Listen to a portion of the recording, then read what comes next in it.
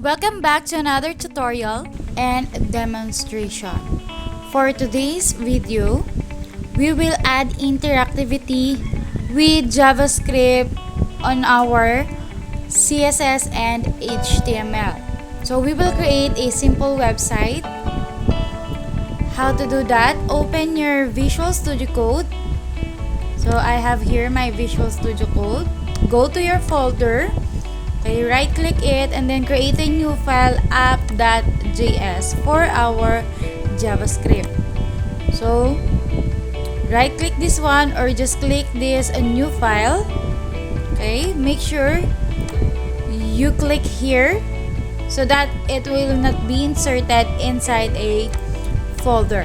So create a new file and then app.js. Okay, as you can see, this is a JavaScript. Okay, and then after that, right click your folder and then create a new folder, module 5. Okay, I already have my folder here, module 5 underscore HTML underscore files. And then I will create a file inside that folder, which is the index.html. So I will create a file here, index.html, then enter. So I have my index.html already, and then I will type this following code to have our design, okay, to have our content on our simple web page. So as I've said before, do not just copy and paste para hindi kayo malito at para malaman ninyo yung mismong process and function nila one by one. So doc type HTML to indicate that this is an HTML5. HTML head, okay, our title will be simple website. View for port with device width, and then initial scale is 1. Style sheet, then text CSS. Later on, we will create our CSS file.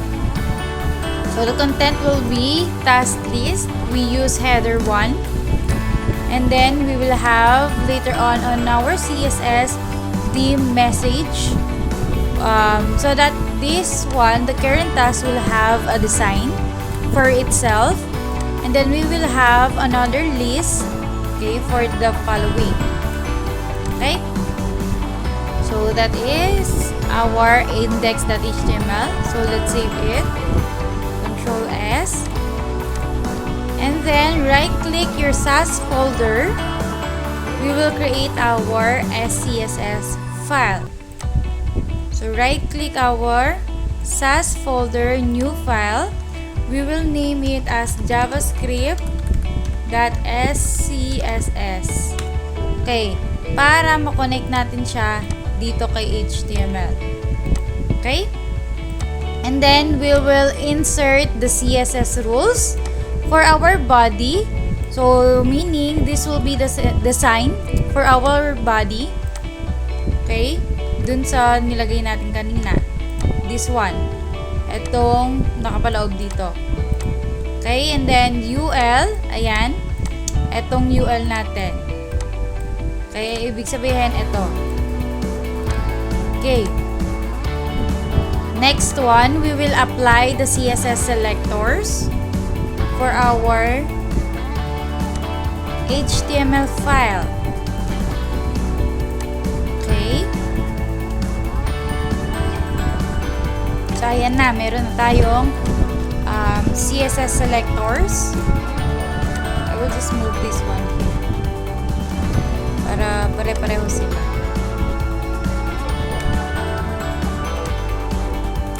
Okay, Control S for save. And then the output should look like the image below. So let's check it. Don't forget to start your Sass. Okay, para mapunta siya dito sa CSS folder natin. So ayun na siya. Let's wait for it. Gulp Sass Watch. Oops.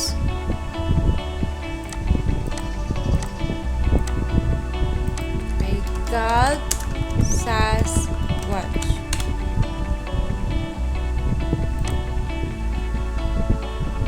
So, ayan na. Then, let's reveal in Explorer. So, ito na. Then, double-click to open your index. So, ayan na siya. So, same na siya with the current, the current output. Okay, now, let's move with the next one. Let's add the following codes on your CSS file. After the end curly brace of your dot message na selector daw. After daw ng message selector. Okay, eto siya. Doon natin siya ilalagay. Ayan. Okay, then save it. Next one. In your HTML file, update the body element with a class name. Lagay daw natin si light theme na class name. So, the class selector for the light theme will apply the styles correctly. So, apply natin to. Lagay natin tong light theme inside the body. Okay, let's create a class. Where is our body? Ito siya. So, maglagay tayo ng class dito. And then, light theme. Ayan. Control S to save our file. And then, tingnan natin. Dapat ganito na yung magiging output niya. So, refresh this one. Okay. So, hindi pa siya napalitan. Anong gagawin natin kapag ganyan? Oh. Restart this as.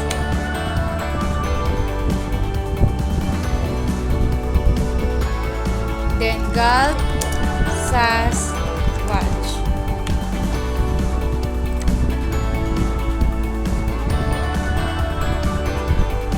So, this is our light theme, guys. Okay? So, dapat nandyan na yan. Let's check. Ayun na siya. Okay? Na-apply na. Same na siya with our output here.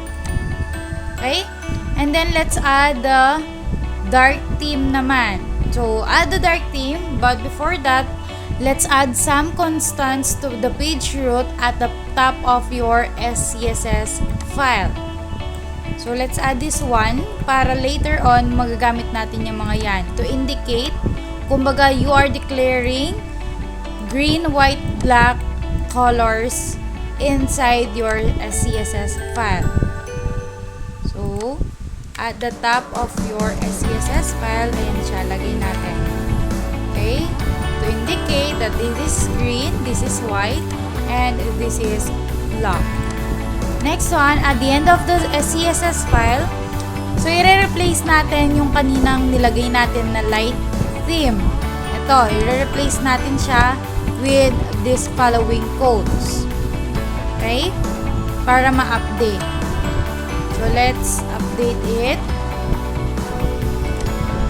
Guys, I am doing copy and paste para hindi matagal yung demonstration.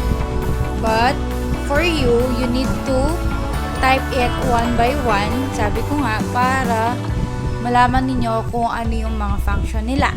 So, background, ayan, green, which is this one. Yan. Okay, and then, BG is for background. Hindi ko na siya kinumpleto. But if you want, you can use the full words, which is yung background na word. Okay? So, ayan na siya. Na-apply natin. Next, in your SCSS file, after the root selector, replace the current body selector with the following code. Ito. So, let's find the body selector. Ito siya. So, i-replace natin siya dun sa binigay na code. Ayan. So, let's replace it. Ayan siya. Control S. As you can see, nandito si background. Ano daw yung magiging background niya? which is this one, green. Kapag light theme, kapag dark theme naman, black. Ganyan siya. Okay, yun yung ibig sabihin niya. And then asterisk, it will apply for the whole web page. Ito yung magiging font color niya and the font family. Okay, so in your CSS file, remove the message selector so that we can apply the same font to the elements. So let's remove our message here. Remove lang natin siya. Okay, para ma-apply itong all na tag dito, settings for our fonts. To view the dark theme, open the file that index.html and manually edit. Manually edit po. Okay, let's manually edit. So, palitan natin to ng dark theme. Ayan. Save it. So, the output should look like this one. Let's see. This one. Refresh. Hindi siya na-apply. Why? Let's check it. Okay. Restart lang natin yung ating SAS. Okay. Next, SAS watch. Oops. Wrong spelling. God. SAS watch. Ayan. Let's refresh it. Ayan na siya. So, pareho na with our output. Edit the body class attribute to switch the default back to light theme. So, balik na natin siya dun sa default niya. As you can see, wala pa tayo ng JavaScript natin, yung for our website app. Okay? So, pinakita muna yung manual na pagpapalit ng colors natin or ng mga background colors natin. Later on, gagamit tayo ng button for your JavaScript. Ayan siya. Dito na siya sa part na to. Okay, you will create this one. Okay? So, I will stop the demonstration here. Just follow these following steps for your JavaScript. Okay?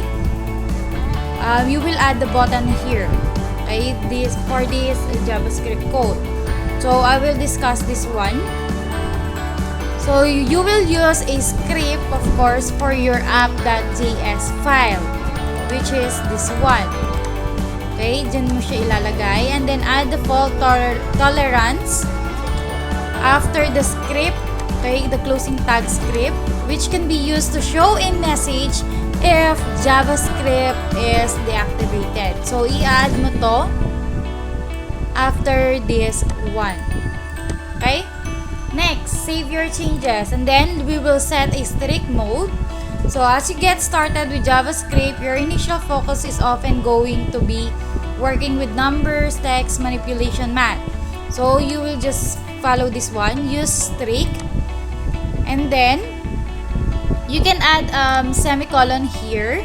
So best practice na yan, but it's okay para dito sa part na to na okay lang na wala siya. Okay? So, for here, we will add a button. So, in your HTML file, add a button element. Okay? Ayan na siya. Dark. So, we will add a dark element. So, that's it. And then, the settings for your button. Okay, yung kanyang magiging design, ang position niya, it will have a round, size, shape, appearance, ayan. Okay, and then we will focus on the outline style ng mismong button. And then, you will update again your light theme and your dark theme on your SCSS file.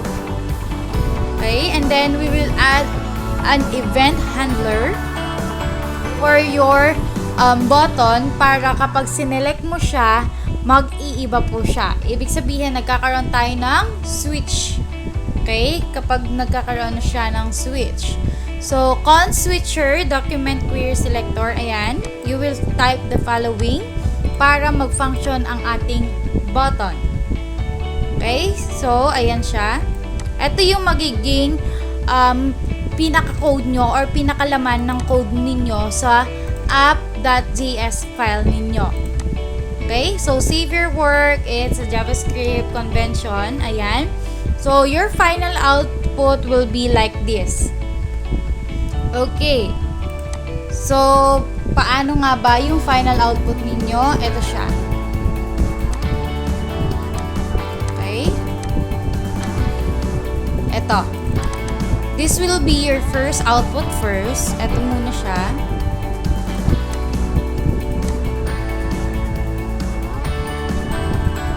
Let's wait for it. Ito yung magiging ninyo, output. Okay, when you created your JavaScript.